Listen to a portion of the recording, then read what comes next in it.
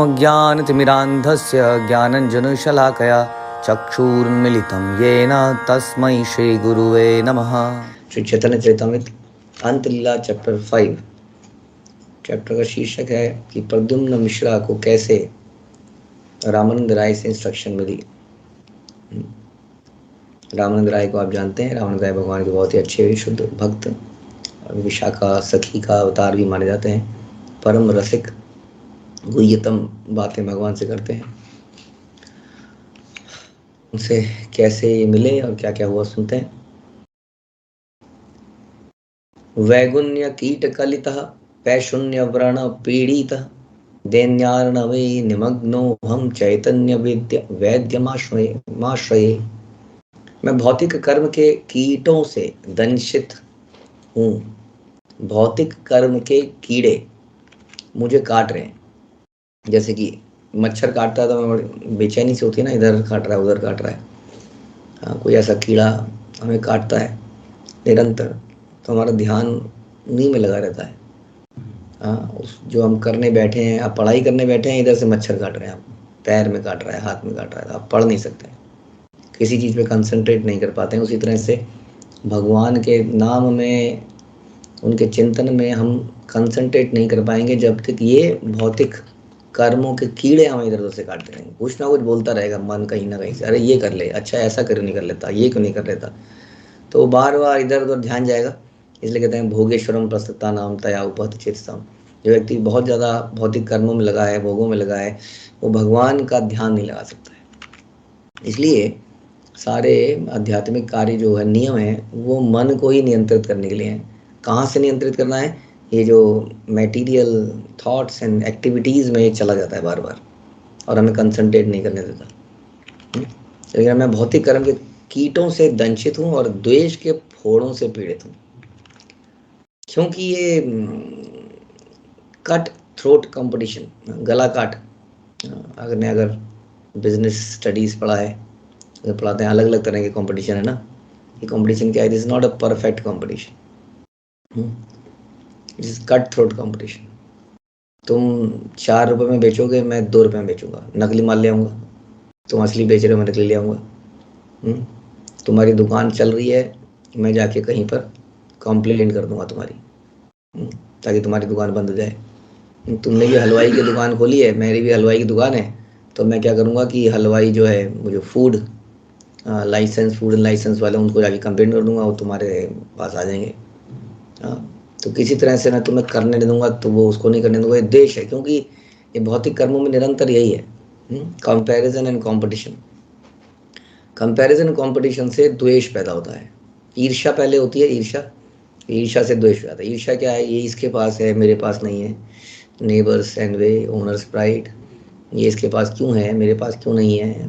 इस तरह की चीज़ें हमारे दिमाग में आने लगती है। हाँ, इसके पास, ये इतना आगे निकल गया, मेरे साथ ही तो था। हम कंपेयर करते हैं, देखिए जी, हम लोगों ने साथ साथ पढ़ाई करी, साथ साथ करियर शुरू किया, ये आज वहाँ पहुँच गया, हम यहाँ यहीं पे रह गए। फिर द्वेष होने लगता है धीरे धीरे।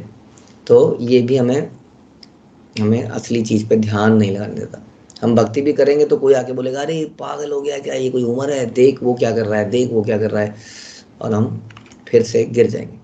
इसलिए भौतिक कर्म के कीड़ों से दंशित हूँ, काट रहे हैं मुझे, और द्वेष के फोड़ों से पीड़ित हूँ।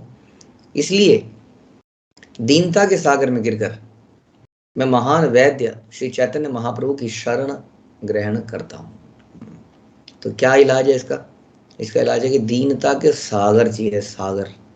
छोटी मोटी दीनता से काम नहीं चलेगा, केवल प्रणाम करने की दीनता से काम नहीं चलेगा, केवल बहुत ही मृदु, बहुत ही मीठा बोलने से काम नहीं चलेगा। उससे ज़्यादा दीनता की आवश्यकता है। दीनता का सागर चाहिए पूरा। दीनता टपक रही हो जब हर अंग से, ऐसी दीनता के सागर में गिरकर तब जो है महान वैद्य चैतन्य महाप्रभु की शरण मिलेगी, और फिर वो हमारा इलाज करेंगे। ठीक है, एक ही क्वालिफिकेशन है, यही है कि हम अपने आप को निम्न मान लें, जो कि हम हैं। हाँ, वास्तविक परिस्थिति को जान लें कि हम भगवान के इतने छोटे अंश हैं कि हमारा कोई वास्तवित्व ही नहीं है, लेकिन फिर भी हम अपने आप को बहुत कर्ता मानते हैं। तो दीनता के सागर में गिरकर महाप्रभु की शरण लेते हैं कृष्णदास कविराज। जय जय सची सुत श्री कृष्ण चैतन्य, जय जय कृपा मया नित्यानंद धन्य। सची माता के पुत्र श्री चैतन्य महाप्रभु की जय हो, श्री नित्यानंद प्रभु की जय हो। निसंदेह वे सर्वाधिक यशस्वी तथा कृपामय हैं। वो ऐसे फोड़ों वाले व्यक्ति को, जिसको द्वेष के फोड़े हैं, अपना लेते हैं, जिसके शरीर में कीड़े चिपके हुए हैं भौतिक कर्मों को, उसको भी अपना लेते हैं, यदि वो सब कुछ त्याग कर अपनी बेसिकली अपनी अहंकार को त्याग कर भगवान की शरण में जाता है। जय द्वैत कृपा सिंधु जय भक्त गण, जय स्वरूप गदाधर रूप सनातन। मैं कृपा के सागर अद्वैत प्रभु को तथा स्वरूप दामोदर गोस्वामी, गदाधर पंडित, रूप गोस्वामी, सनातन गोस्वामी जैसे समस्त भक्तों को सादर नमस्कार करता हूँ। एक दिन प्रद्युम्न मिश्र प्रभुर चरणे, दंडवत करी किछु करे निवेदन। एक दिन प्रद्युम्न मिश्र नाम का एक भक्त श्री चैतन्य महाप्रभु के पास आया और उन्हें दंडवत प्रणाम करके अत्यंत विनीत भाव से कुछ निवेदन करने लगा। चैतन्य महाप्रभु के पास कौन आया? प्रद्युम्न मिश्र। और क्या बोलने लगा? सुन प्रभु मुई दीना गृहस्थ अधम, कौन भाग्य पाया छो तोमर दुर्लभ चरण। उसने कहा कि हे प्रभु कृपया मेरी बात सुने, मैं मनुष्यों में सबसे नीच कृपण गृहस्थ हूँ। तो व्यक्ति अपनी परिस्थिति को हमेशा लोअर मानता है स्वभाव। गृहस्थ ये नहीं सोचते अरे गृहस्थ आश्रम तो बड़ा उच्च है, हम देखिए कितनी सारी जिम्मेदारियां निभा रहे हैं, बच्चों को पाल रहे हैं, समाज में कुछ कर रहे हैं, योगदान दे रहे हैं। हाँ, गृहस्थ सोचता है मैं अंधकूप में गिरा हुआ हूँ, इंद्रिय तृप्ति की वस्तुओं के बीच में घिरा पड़ा हूँ, चारों तरफ मैंने इंद्रिय तृप्ति की वस्तुओं को बटोर के रखा हुआ है। उन्हें खाता रहूंगा जैसे मक्खी, मधुमक्खी। जैसे मधुमक्खी क्या करती है? मधुमक्खी शहद को इकट्ठा कर लेती है पेड़ पे। हाँ, इसी तरह से हम लोग, और फिर एक दिन कोई आता है, धुआं लगाता है और सारा शहद ले जाता है। उसी तरह से हम लोग भी इकट्ठा करते हैं, इकट्ठा करते हैं, इकट्ठा करते हैं, और एक दिन यमराज के दूत आते हैं और ले जाते हैं। तो ये हमारा, ये जो प्रहलाद महाराज बोलते हैं भागवतम में, गृह अंधकूपम। ये गृहस्थ क्या आश्रम क्या है? अंधकूप, अंधा कुआं है जिसमें हम गिरे हुए हैं, ऐसा सोचता है गृहस्थ आश्रम। हाँ, और ऐसे ही हर आश्रम अपने अपने बारे में सोचता है, अपने को लोअर मानता है, अपने को बढ़ाता नहीं है कि आई एम दिस। मैं जैसे मैंने बताया, मैं गृहस्थ हूँ, मैं ये देख रहा हूँ, मैं वो देख रहा हूँ, इनका क्या है, ये तो घर में बैठे हैं, ये तो मंदिर में बैठे हैं, ये तो ब्रह्मचारी हैं। हाँ, ऐसा नहीं, ये तो है ना, तो गलत हो जाएगा। वैसे ही दूसरे आश्रम के भी यही सोचते हैं अपने बारे में। तो ये हमारा नेचर होना चाहिए, नेचुरली। तो कहता है कि मैं कृपण हूँ। कृपण कौन है? जो धन को सही जगह पे नहीं लगाता है, इस्तेमाल नहीं करता है ना, कंजूस कहते हैं ना। उसी तरह जो धन को सही जगह पे नहीं लगाता वो भी कंजूस है। यही तो हुआ कृपण। अलमारी में बंद किया हुआ है, लगा नहीं रहा है, कृपण। उसी तरह से कृपण हम भी कृपण हैं, क्योंकि हमें मनुष्य शरीर मिला। हाँ, जैसे एक माली को हीरा मिला, हीरे से उसने अपनी खुरपी को तेज करा। हाँ, उसी तरह से हमने मनुष्य शरीर को भोगने में लगाया।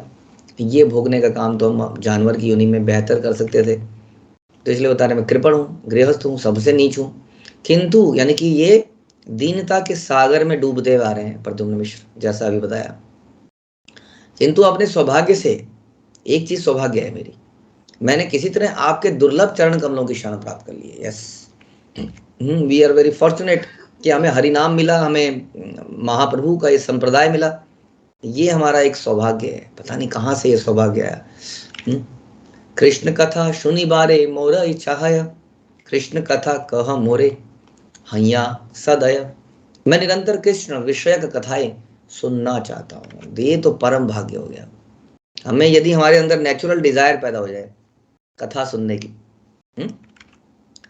यही सबसे बड़ी चीज है। हम यात्राओं में जाते हैं, कहीं जाते हैं तो हमारा ये कब लेक्चर खत्म होगा, कब कहीं घूमने जाएंगे। या नहीं भी यात्राओं में है तो प्रसाद है, कब यात्रा, कब ये लेक्चर खत्म होगा, कब प्रसाद चालू होगा। तो कथा के अंदर नेचुरल डिजायर नहीं, रुचि नहीं पैदा हो रही है। ये भगवान से मांगना चाहिए हमें कि हमें आपकी कथाओं में रुचि पैदा हो, आपके नाम में रुचि पैदा हो। तो यहाँ पर प्रद्युम्न मिश्र कह रहे हैं मैं निरंतर कृष्ण विषयक कथाएं सुनना चाहता हूँ, कृपया मेरे ऊपर दयालु होइए और मुझे कृष्ण के विषय में कुछ बताइए। यही है सबसे बड़ी दया, कि हमें कोई कृष्ण के विषय में बताए, यही सबसे बड़ी दया है। हम सोचते हैं कि दया क्या थी, जब मैं हॉस्पिटलाइज हो गया तब मेरे पास आए, हाँ मेरे को ये किया, मेरे को वो किया। जब मेरे साथ बुरा समय चल रहा था, पैसे की ज़रूरत थी तो मुझे पैसे मिले। लोग जनरली इसको दया मानते हैं संसार में। हम्म?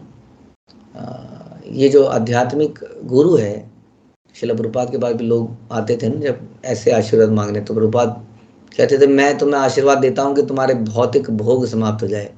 वो घबरा जाते थे लोग, धीरे धीरे लोग आना बंद कर देते हैं फिर। तो जनरली लोग इसको आशीर्वाद मानते हैं और एक्सपेक्ट भी करते हैं कि जब मेरा ऐसा समय आए तब मुझे मदद करी जाए। नहीं करी जाती है तो कहते हैं बेकार है, सब सब बकवास है, छोड़ दो इसको। क्या किया जब मेरी अरे मदद, यही तो नाम दिया, कृष्ण दिए, यही तो सबसे बड़ी चीज है। नहीं नहीं नहीं नहीं, हाँ ऐसा हो गया, मेरे साथ ऐसा हुआ, यहाँ पर मेरे साथ, यहाँ पर ऐसा हुआ। तो हम भौतिक चीज़ों को वो अपनी एक्सपेक्टेशन बनाए रखते हैं, इसलिए हम कभी भक्ति में टिक नहीं पाते एक जगह पर। हमें समझना पड़ेगा वैष्णव की सबसे बड़ी कृपा है कि वो हमें कृष्ण देते हैं। हम्म, यही सबसे बड़ी कृपा है। तो कहते हैं कि मेरे पर ये दया कीजिए कि मुझे कृष्ण कथा के, कृष्ण के विषय में कुछ बताइए।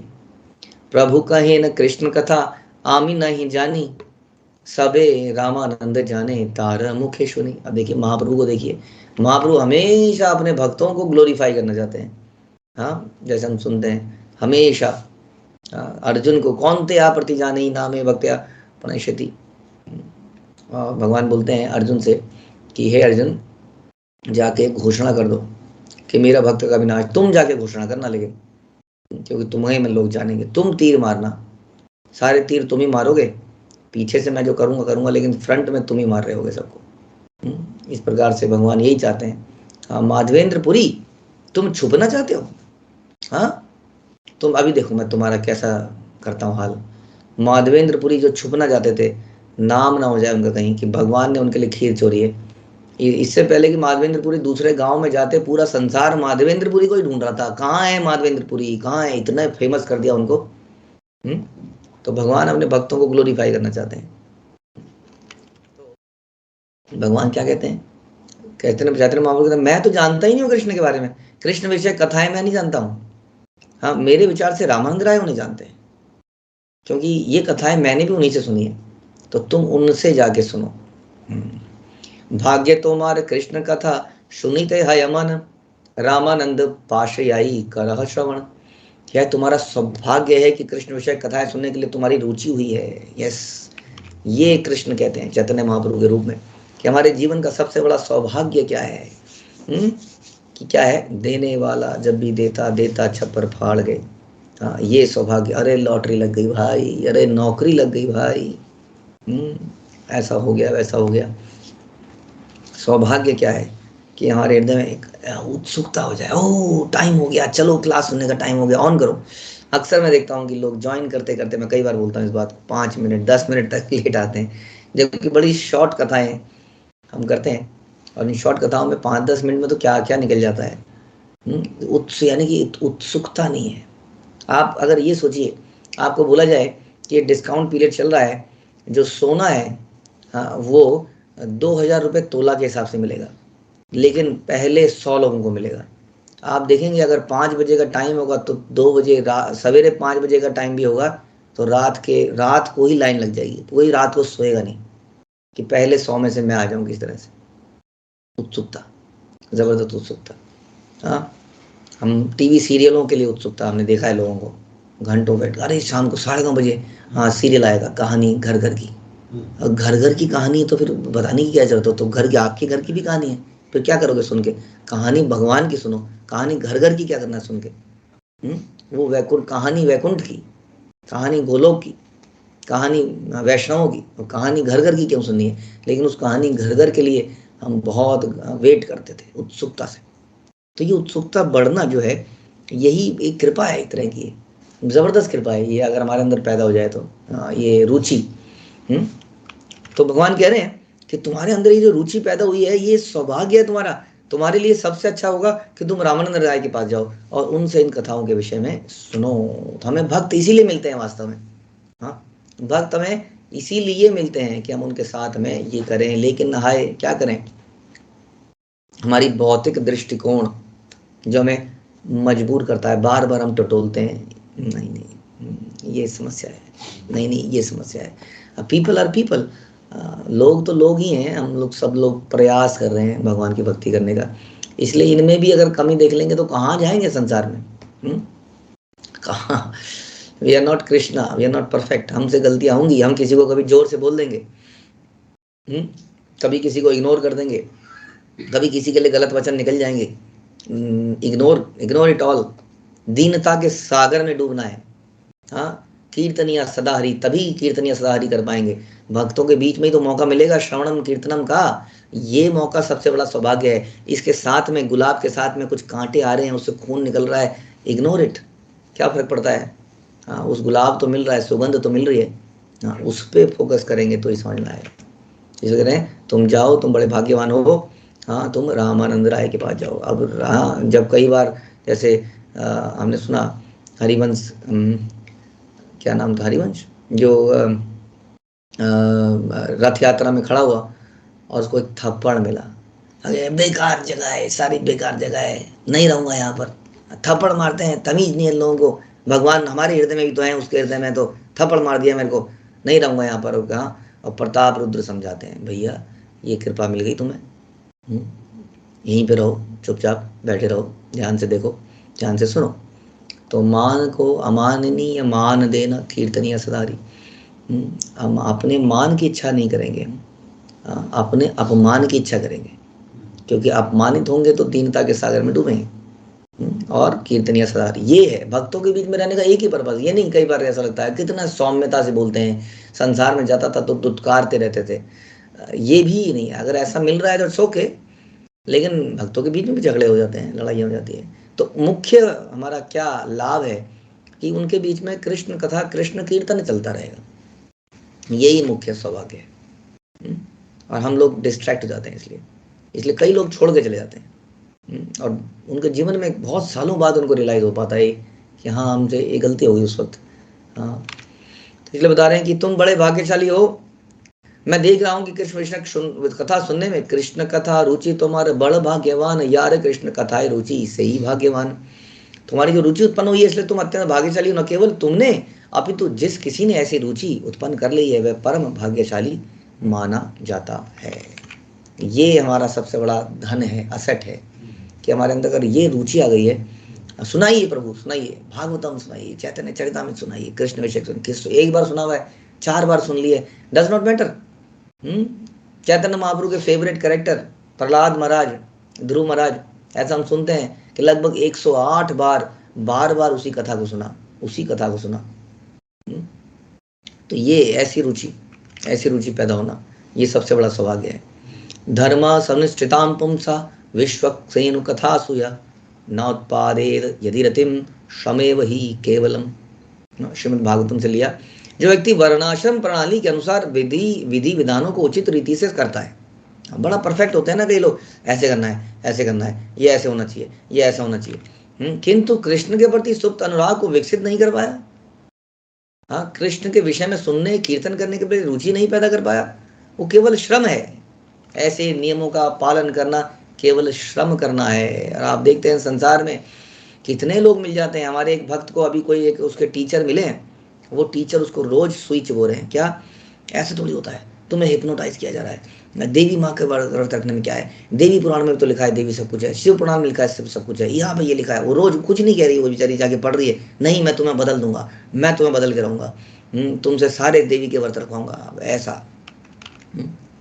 ये समाज में इस तरह का तो बड़े नियम है, बड़े बता ऐसी ऐसी बातें बताएंगे, तुम ये करते हो, तुम वो करते हो, तुम ये करते हो, हम तो कुछ नहीं करते, थोड़ी देर में लोहा में लोहे, मैं तो कुछ नहीं करता हूँ। हाँ, क्योंकि ऐसी चीज़ों के प्रति आदमी को लगता है ना, ये तुम तुलसी का तोड़ के उसको ऐसे करके ये करते हो, या तुम इस वाले व्रत में ये करते हो, हम तो कुछ नहीं करते, क्या करते हो, हरे कृष्णा, बस आता ही क्या तुम्हें, हरे कृष्णा। तुम तो हरे कृष्णा करना जानते हो बस। आदमी कोई कभी लगने लगता है, हाँ यार ये लोग तो बहुत कुछ कर रहे हैं। यहाँ बता रहे हैं कोई फायदा नहीं है ऐसे रिचुअल्स का जिससे भगवान के प्रति श्रवण के लिए रुचि पैदा ना हो। ये श्रम है, बहुत सारा काम कर रहा है। एक लेबर जो है, हाँ, एक लेबर जो है एक कंपनी के अंदर, एक आदमी है जो एसी रूम में बैठा हुआ है, एक डब्बे के आगे अपने हाथ को हिलाता रहता है, माउस को, शाम को देखता है 5 बज गए, शर्ट को झाड़ता है चला जाता है, उसकी सैलरी उस लेबर से 4 गुना ज़्यादा है। वो लेबर पूरे दिन लगा रहता है, पूरे दिन लगा रहता है, 1 सेकंड में बैठता है तो कोई कहता है फ्लाओ। तो हम तो कहेंगे वो लेबर ज़्यादा मेहनत कर रहा है, लेकिन कंपनी का फायदा तो उस आदमी क्लर्क से ज़्यादा हो रहा है, उस ऑफिसर से ज़्यादा हो रहा है। तो केवल मेहनत करने से क्या होगा संसार में? ये भी तो देखना पड़ेगा क्या मेहनत कर रहे हैं हम, क्या हम सही जगह पे मेहनत कर रहे हैं। आप बहुत ज़्यादा व्रत अनुष्ठान इत्यादि कर रहे हैं, बट क्या वो सही है? क्या वो जड़ में पानी दे रहे हैं, या पूरे दिन पत्ता धोता रहा, पूरे दिन पत्ता धोता रहा? हाँ, सारा पानी पत्तों से जो डालते हैं तो बिखर जाता है ना चारों तरफ, पत्तों में डालेंगे तो एकदम से जड़ में नहीं गिरेगा, आप देखेंगे इधर उधर गिर जाएगा, पौधा सूखा रह गया, शाम को मर गया। तो जड़ में पानी डालना हमें आता ही नहीं है किसी को। तो इसलिए समझना पड़ेगा, यहाँ इसलिए बता रहे हैं कि आप बहुत सारे नियमों का पालन कर रहे हैं, लेकिन कृष्ण के विषय में सुनने कीर्तन करने की रुचि उत्पन्न नहीं हुई। This is called labour. जैसे हमने लेबर का एग्जाम्पल दिया। तबे प्रद्युम्न मिश्र गेला रामानंदेर स्थाने राय सेवक सारे वसाइला सने। श्री चैतन्य महाप्रभु के द्वारा इस प्रकार मंत्रणा दिए जाने पर प्रद्युम्न मिश्र रामानंद राय के घर पे गए। Very excited. वहां उनके नौकर ने उन्हें बैठने के लिए समुचित आसन दिया। दर्शन न पाया मिश्र सेवक का पूछीला राय वृत्तांत सेवक कही तेला गीला। रामानंद राय का तुरंत दर्शन ना पाकर प्रद्युम्न मिश्र ने नौकर से पूछताछ करी, कहाँ है? जिसने श्री रामानंद राय की कार्य व्यवस्था के संबंध में बताया, वो तो बड़े बिजी हैं, पहले यहाँ जाएंगे, फिर यहाँ जाएंगे, फिर ये करेंगे, फिर वो करेंगे। हाँ, अरे यार फालतू में आ गए यहाँ पर। पहले बताना चाहिए ना, आगे यहाँ पर बैठे रहे, क्या हमारा कोई टाइम की वैल्यू नहीं है क्या? एक बार बहुत साल पहले हमने क्लासेस चलाई, एक एरोगेंट श्रवण करने वाला श्रोता वो बोलने लगा। मंदिर में एक्चुअली कोई प्रोग्राम था और एक वक्ता थे जो कि दिन 2 बजे आना था, लगभग 3 बजे वो पहुंच पाए। और शाम को हमारी अपनी प्राइवेट क्लास, उसमें उसने बोलना शुरू किया, क्या मतलब है इस बात का, ये ऐसे ही करते हैं सारे, हमारे टाइम की कोई वैल्यू नहीं है क्या? हाँ, भक्तों को बड़ा क्रोध आ गया उसके ऊपर। Nonsense person. प्राइम मिनिस्टर के बाद जब खड़ा हो जाएगा तो प्राइम मिनिस्टर अगर 1 घंटा लेट आएगा तो चूं भी नहीं करेगा उस वक्त। यही है कीड़ों से काटे हुए फोड़ों वाले व्यक्ति, जो सदैव द्वेष में रहते हैं। हम कभी ये नहीं सोच पाते हैं कि कोई हमें अब ये बताइए, वो सोने की दुकान जिसमें आप लाइन लगा के खड़े थे, 5 बजे खुलनी थी, हाँ, लेकिन वो 6 बजे खुली, कोई चूं भी नहीं करेगा। अरे कहीं सामने खिड़की में देने वाला व्यक्ति नाराज हो गया तो मेरे को देने से मना कर दिया तो चुपचाप खड़े रहो भैया, बोलो मत, है ना? ऐसा होता ना, सरकारी काउंटर के आगे आप जब खड़े होते हैं कागज लेके, तो कुछ भी कर दे वो, अंदर अंदर आप जितना भी कुड़ते रहें, लेकिन आप मुंह से कुछ नहीं बोलेंगे, नाराज हो गया तो काम नहीं करेगा, आप चुपचाप लाइन में खड़े रहेंगे। जी सर, जी सर, हाँ जी सर, मैं जरा लंच करके आता हूँ, जी सर, मैं यहीं खड़ा रहूँगा। और यहाँ पर इतना उछल रहे हैं because they don't value who is Vaishnav. Krishna कथा की क्या वैल्यू है, उसकी हम वैल्यू नहीं कर पाते हैं। हमारा टाइम इंपॉर्टेंट है, तुम्हारा टाइम यूजलेस है, बिकॉज वो इज डिवॉइड ऑफ कृष्णा। अगर आप कहीं बैठे हैं, अगर आपको वेट करना पड़ रहा है तो आप भगवान की कुछ कथा सुन सकते हैं, आप कुछ पढ़ सकते हैं। Where is the wastage of time? कैसे टाइम वेस्ट हो सकता है एक भक्त का? कभी भक्त का कभी टाइम वेस्ट हो ही नहीं सकता है, कि is always engage in the devotional activities, always, हमेशा।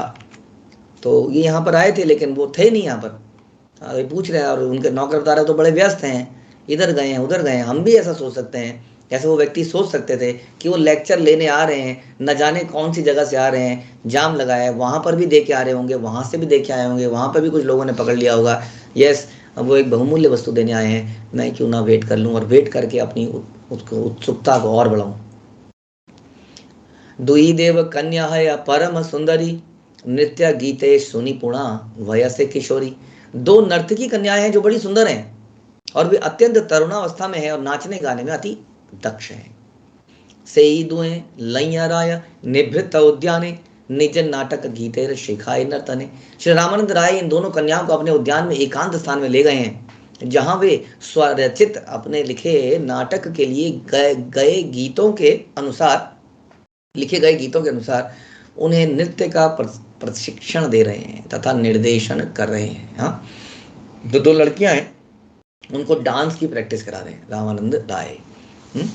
इसको प्रभुपाद भी इसको अक्सर लिखेंगे अन्य जगहों पर कि रामानंद राय वैकुंठ जगत के थे, आप जानते हैं विशाखा सखी थे, उनको ऐसी उत्तेजना पैदा नहीं होती थी उनके अंदर, हाँ, स्त्रियों के साथ। Generally this act is prohibited, आप ऐसा कर नहीं सकते हैं। एक पुरुष जो है एक स्त्री को डांस करना नहीं सिखा सकता है। ऐसे प्रोफेशन में यदि हैं हम हैं तो समस्या है, सोच के प्रोफेशन लेना चाहिए। और उसी तरह से कई बार आपको डांस सीखने की बड़ी इच्छा है और आप गए किसी प्रभु जी पे जो आपको भरतनाट्यम सिखाएंगे, सीख लेते हैं जी, तो ये चीज़ें कुछ आपको ध्यान रखनी पड़ेगी खुद से। संसार में इस चीज़ का गैप नहीं है, इसलिए संसार में ये सब नॉर्मल समझा जाता है बहुत ज़्यादा, लेकिन हमें इस बारे में सोचना पड़ेगा।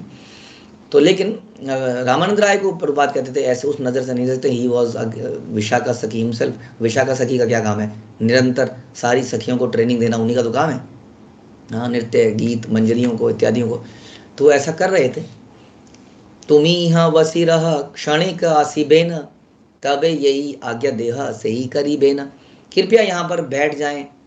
नौकर ने कहा कि वो अभी आते होंगे डांस प्रैक्टिस करा के, कुछ क्षणों तक प्रतीक्षा करें, उनके आते ही आप जो आदेश देंगे वैसे करेंगे, आप वेट कीजिए। तबे प्रद्युम्न मिश्रता रही ल वसिया, रामानंद निभृते से ही दुई जन लैया। जब प्रद्युम्न मिश्र वहां बैठा हुआ था तब रामानंद राय दो कन्याओं को एकांत में स्थान में ले गए थे, जैसा हमने सुना। स्वहस्ते करेन तार अभ्यंग मर्दन, स्वहस्ते करान स्नान गात्र सम्मार्जन। ये बड़ा सोच समझ के यहाँ पे लिखा गया है। हाँ, ग्रंथों में जो इस तरह की चीज़ें व्यक्त करी जाती हैं वो हमें कुछ सिखाने के लिए होती हैं। It's not a mundane discussion, it's कामुक डिस्कशन। गोपियों का डिस्कशन है बड़ा कामुक डिस्कशन। कई लोग इसीलिए पढ़ते हैं भागवतम चैतन्य चरितामृत, हाँ इसमें कुछ कुछ ऐसी बातें लिखी, आओ पढ़ते हैं। इसका भी पर्पस है। रामानंद राय क्या कर रहे थे? अपने हाथों से उनकी तेल मालिश कर रहे थे, उनको स्नान करा रहे थे। निसंदेह रामानंद राय ने अपने हाथों से उनके सारे शरीर को साफ किया। स्वहस्ते परान वस्त्र स्वांग सर्वांग मंडन, तबु निर्विकार राया रामानंदेर मन। यद्यपि उन्होंने दोनों तरुणियों को वस्त्र पहनाए और उनके शरीरों को अपने हाथों से सजाया, किंतु वे निर्विकार रहे। ऐसा है श्री रामानंद राय का मन। तो ऐसा है रामानंद राय, इसलिए हम चर्चा कर रहे थे, क्योंकि आध्यात्मिक जगत में लस्ट नाम की चीज नहीं है। हाँ, वहां पास आपसी प्रेम स्वभाव है। प्रेम और लस्ट को यदि हम समझ जाएं तो सारी समस्या दूर जाए। ये जो आई लव यू वर्ड है बड़ा ही मिस यूटिलाइज्ड है, बिकॉज लव का मतलब कुछ और है। लव में लस्ट है नहीं, शारीरिक अट्रैक्शन इज नेवर प्रेम। और यही प्रेम, इसको हम प्रेम का नाम दे देते हैं और इस चक्कर में हमसे अनेक अनर्थ हो जाते हैं, पाप हो जाते हैं। हम क्योंकि जस्टिफाई करते हैं। ऐसे बहुत लोगों को हमने देखा, जैसे हम बताता हूँ कई बार, प्रारंभ में हम जब क्लास चलाते थे तो दो लोग ऐसे मिले जो बाद में पता चला, कहते थे जी अकेले में मिलते थे। हमने कहा क्या कर रहे थे, हालांकि वो पहले से ही जुड़े हुए थे आपस में, फिर दोनों ही भक्ति में आए। तो कहते थे हमने हर चीज़ को कृष्ण, हम जब मिलते हैं ना तो बीच में कृष्ण की फ़ोटो रख लेते हैं, क्यों आपने कहा था कृष्ण को सेंटर में रखना, तो हम जब मिलते हैं तो कृष्ण सेंटर में रख देते हैं। ये जो है ना, ये मन घड़ंत जो मनमौजी हम तरीका बना लेते हैं, सहजिया, ये कहीं नहीं लिखा गया इस शास्त्रों में। इसलिए समझना पड़ेगा कि कृष्ण को सेंटर में रखने का क्या अर्थ है, प्रेम किसको कहते हैं, लस्ट किसको कहते हैं। हाँ, प्रेम में हम कभी कुछ ऐसा काम नहीं करेंगे कि हम सामने वाले के लिए समस्या बन जाए या उससे कोई पाप करवा दें। हाँ, जब हम ऐसा काम कराते हैं तो वास्तविकता में हम लस्टी हैं और उसका बहुत ही बुरा उसका रिएक्शन मिलता है हमें जीवन में। सोचना चाहिए, और रिएक्शन मिले ना मिले, हम कृष्ण की नज़रों में तो गिर ही जाते हैं, because what we are lusty. तो काम क्रोध, हाँ, कामेषु क्रोधेषु रजोगुणा समद्भवा महाशनो महापापमा विद्यहीन वैरिणम। हमारे सबसे बड़े शत्रु ही यही हैं। हाँ, सबसे बड़े शत्रु। हम अपने शत्रुओं का नाश करना चाहते हैं, है कि नहीं? हाँ, वो मेरी बुराई कर रहा था, मैं उसको मिट्टी में मिला दूंगा, उसकी भी बुराई करते हैं हम निरंतर, हमारे दिमाग में ही रहता है। लेकिन हमारा सबसे बड़ा शत्रु हमारे साथ में रहता है, हमारे मन में ये जो लस्ट है। और जब ये सेटिस्फाई नहीं होती है तो ये क्रोध में बदल जाती है, और जब ये सेटिस्फाई हो जाती है तो ये ग्रीड में बदल जाती है। ग्रीड ग्रीड ग्रीड, आप जानते हैं बिल्वमंगल ठाकुर की कथा हम सुनते हैं। बिल्वमंगल ठाकुर जो है इतने महान भक्त, लेकिन पहले वो लस्टी नेचर के थे ड्यू टू समथिंग, उनके पिछले जन्म में उन्हें कुछ श्राप मिला, वो एक अलग कथा है। लेकिन वो इतने लस्टी हो गए कि वो जहाँ जाते थे वो यही सब देखते रहते थे। तो वो एक वैश्या के प्रति बड़े अट्रैक्ट हो गए और उस वैश्या के लिए ही सब कुछ करने लगे।